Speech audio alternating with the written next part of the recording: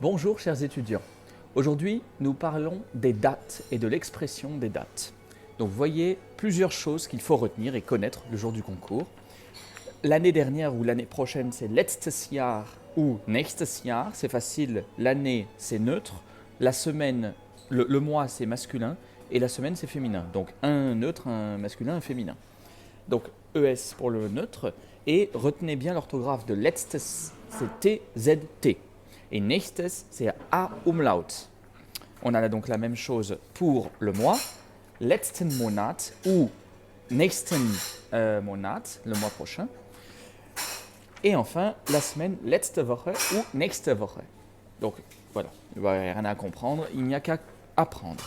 Pour les années, je l'ai assez répété, mais je le redis, pour dire en 1990, on n'a pas le choix, on a le choix entre deux choses et pas d'autre choix.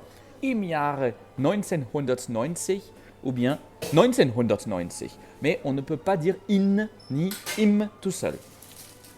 En revanche, pour les mois et les saisons, c'est im. Donc ça c'est facile, im Juli, im Sommer. Ça peut être intéressant de revoir les mois, les saisons et les jours de la semaine. Ça tombe toujours dans les thèmes, ce n'est pas pardonnable de ne pas les savoir. Donc je rappelle les saisons qui sont les moins connues. Herbst pour l'automne, Frühling pour le printemps et Winter pour l'hiver. Pour les jours, c'est am 3. Oktober 1990. Par la même occasion, c'est le jour de la Wende, donc la réunification allemande. Retenez quand même cela, il faudrait le savoir. Et si jamais vous avez un jour plus le numéro du jour, par exemple la date de votre concours que j'ai mis ici, le concours d'allemand, c'est am Mittwoch. Donc on met le am devant le jour, une virgule, et on met ici dem, c'est le datif à nouveau, et 30. point, obligatoire le point, April 2025. L'heure, c'est pas bien compliqué, c'est 8 Uhr, l'heure du début de votre épreuve en allemand, si je ne m'abuse. Je vous ai mis ici les façons de dire aujourd'hui, hier, avant-hier, demain, après-demain. Donc vorgestern, avant-hier, gestern, hier, heute, aujourd'hui, morgen, demain et übermorgen, après-demain. À savoir aussi.